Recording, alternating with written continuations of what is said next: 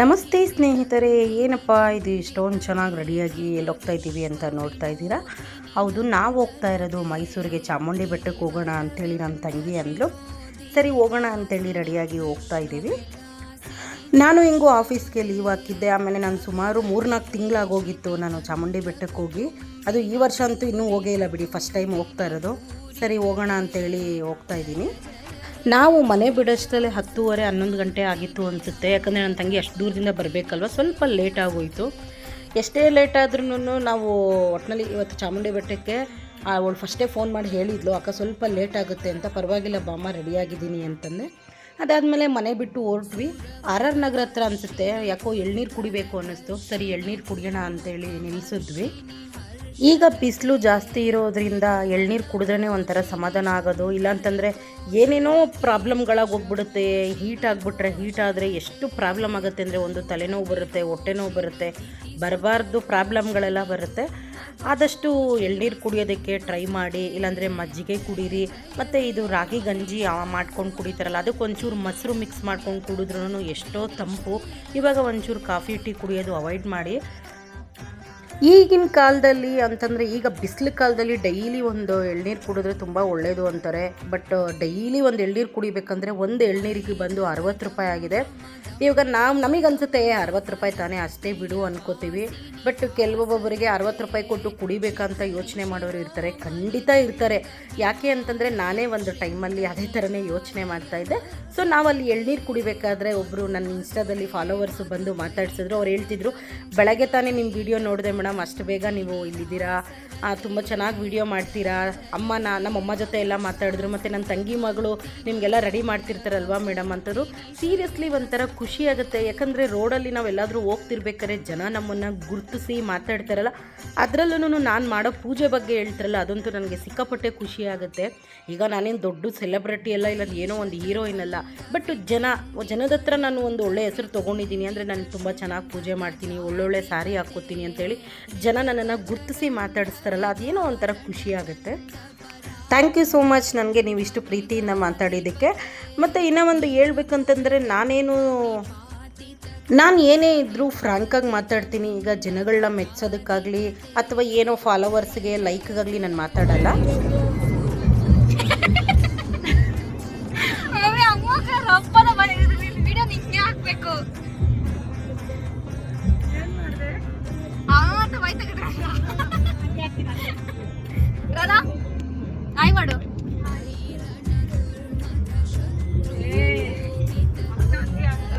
Finally ನಾವು ಚಾಮುಂಡಿ ಬೆಟ್ಟಕ್ಕೆ ಬಂದ್ವಿ. ನಾವು ಬರೋಷ್ಟರಲ್ಲಿ 2:30 ಆಗೋಗ್ಬಿಟ್ಟಿತ್ತು.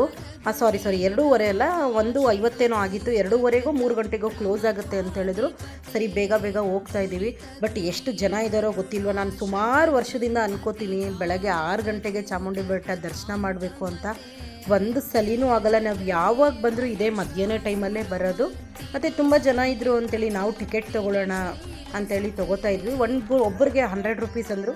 ಪರವಾಗಿಲ್ಲ, ಆಗಲಿ. ಯಾಕೆ ಅಂತಂದರೆ 2:30ಗೋ 3 ಗಂಟೆಗೋ ಕ್ಲೋಸ್ ಆಗುತ್ತೆ ಅಂತ ಹೇಳಿದ್ರಲ್ಲ, ಸರಿ ಅಷ್ಟರಲ್ಲಿ ದರ್ಶನ ಮಾಡಿಬಿಡೋಣ ಅಂಥೇಳಿ ನಾವು ಟಿಕೆಟ್ ತೊಗೊಂಡ್ವಿ. ಅದಾದಮೇಲೆ ನೋಡಿರಿ, ನನ್ನ ತಂಗಿ ಮಗಳು ಎಷ್ಟು ಕಾಟ ಕೊಡ್ತಾಳೆ ಅಂದರೆ, ನನಗಂತೂ ನಾವೆಲ್ಲಾದರೂ ಜೊತೇಲಿ ಹೋದಾಗ ನನ್ನ ತಂಗಿ ಮಗಳು ನನ್ನ ಕೈಯೇ ಬಿಡಲ್ಲ.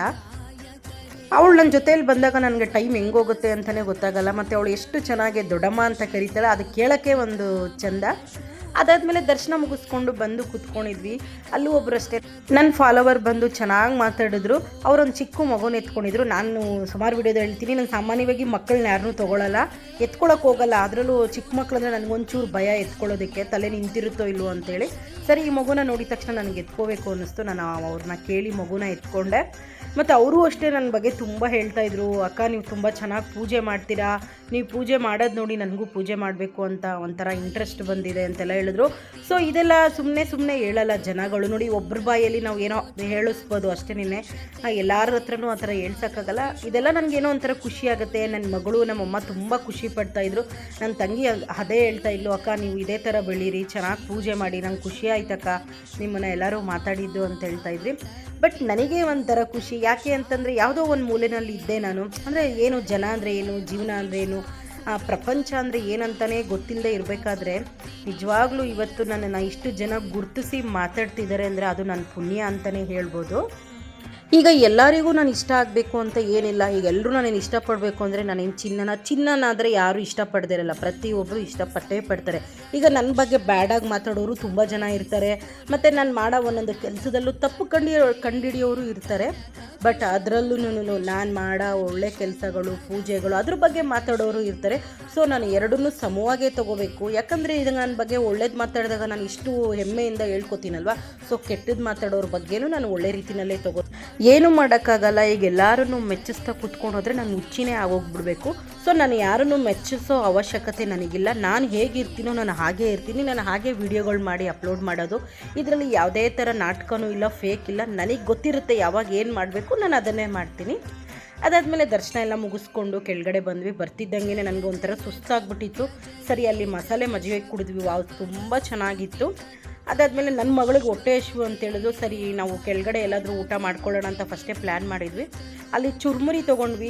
ಸೀರಿಯಸ್ಸಾಗಿ ಹೇಳ್ಬೇಕಂದ್ರೆ ನಾನು ಫಿದಾ ಆಗಿಬಿಟ್ಟೆ. ಆ ಒಂದು ಚುರುಮುರಿ ತಿಂದು ಸಖತ್ತಾಗಿ ಮಾಡಿದರು. ಮತ್ತು ಬೋಟಿ ಮಸಾಲೆ ನನ್ನ ತಂಗಿ ಮಗಳು ತೊಗೊಂಡಿದ್ಲು, ಅದು ಅಷ್ಟೇ ತುಂಬ ಚೆನ್ನಾಗಿತ್ತು. ಯಾರ್ಯಾರು ಮೈಸೂರಿಗೆ ಹೋಗ್ತಿರೋ ದಯವಿಟ್ಟು ಇದನ್ನು ಮಿಸ್ ಮಾಡದೆ ತಿನ್ಬಿಟ್ಟು ಬನ್ನಿ, ಸಖತ್ತಾಗಿ ಮಾಡಿದ್ರು. ನನ್ನ ತಂಗಿ ಏನೋ ಹೇಳ್ತಾ ಇದ್ಲು, ಅದಕ್ಕೆ ನನ್ನ ಮುಖ ಎಕ್ಸ್ಪ್ರೆಷನ್ ಈ ಥರ ಮಾಡಿದ್ದೀನಿ. ಅವಳು ಹೇಳಿದ್ಲು, ಅಕ್ಕ ಇದನ್ನು ನೀನು ಹೀಗೆ ಹಾಕಬೇಕು ವ್ಲಾಗಲ್ಲಿ ಅಂತ ಹೇಳಿದ್ಲು. ಸೊ ನನ್ನ ತಂಗಿಗೋಸ್ಕರ ನಾನು ಇಲ್ಲಿ ಏನೇನು ಅವತಾರ ಆಡಿದ್ದೀನಿ ಅದನ್ನೆಲ್ಲ ಹಾಗೆ ನಾನು ಅಪ್ಲೋಡ್ ಮಾಡ್ತಾಯಿದ್ದೀನಿ. ಅವಳಿಗೆ ನಾನು ಬೇಜಾರು ಮಾಡೋದಕ್ಕೆ ಇಷ್ಟ ಇಲ್ಲ, ಅವಳ ಖುಷಿನೇ ನನ್ನ ಖುಷಿ. ಸೊ ನಾನು ಇದರಲ್ಲಿ ಏನೇನು ಅವತಾರ ಮಾಡಿದ್ದೀನಿ ನೀವು ಎಲ್ಲ ನೋಡಿಬಿಟ್ಟು ಕಮೆಂಟ್ ಹಾಕಬೇಕು. ಯಾವುದೋ ಒಂದು ವೀಡಿಯೋ ಮಾಡೋದಕ್ಕೆ ಇವರೆಲ್ಲ ಪ್ರಾಕ್ಟೀಸ್ ಮಾಡ್ತಾರೆ. ರಾನು ಅಂತೇಳಿ ಈಗ ಒಂದು ಟ್ರೆಂಡಿಂಗಲ್ಲಿ ಇದೆಯಲ್ಲ. ಸೊ ನಮ್ಮಮ್ಮ ಹೇಳ್ಕೊಡ್ತಿದ್ದಾರೆ ನೋಡಿ, ಹಂಗಲ್ಲ ಆಡೋದು, ಹಿಂಗೆ ಆಡಬೇಕು ಅಂತೇಳಿ. ಸೀರಿಯಸ್ಸಾಗಿ ನಂಗೆ ತುಂಬ ಖುಷಿ ಆಯಿತು. ಯಾಕಂದರೆ ನಮ್ಮಮ್ಮ ತುಂಬ ಆ್ಯಕ್ಟಿವು. ಹೊರಗಡೆ ಹೋದಾಗ ನಮ್ಮಮ್ಮ ಸಖತ್ ಎಂಜಾಯ್ ಮಾಡ್ತಾರೆ.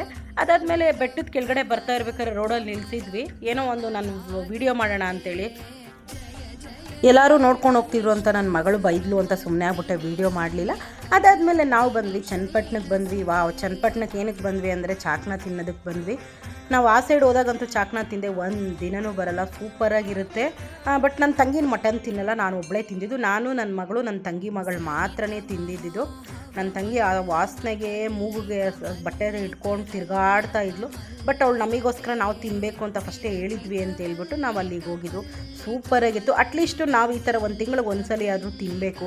ಯಾಕಂದರೆ ಯಾವಾಗಲೂ ಮನೆಯಲ್ಲಿ ಮಟನ್ ಸಾಂಬಾರು ಅದು ಇದು ಮಾಡ್ಕೊಂಡು ತಿಂತೀವಿ.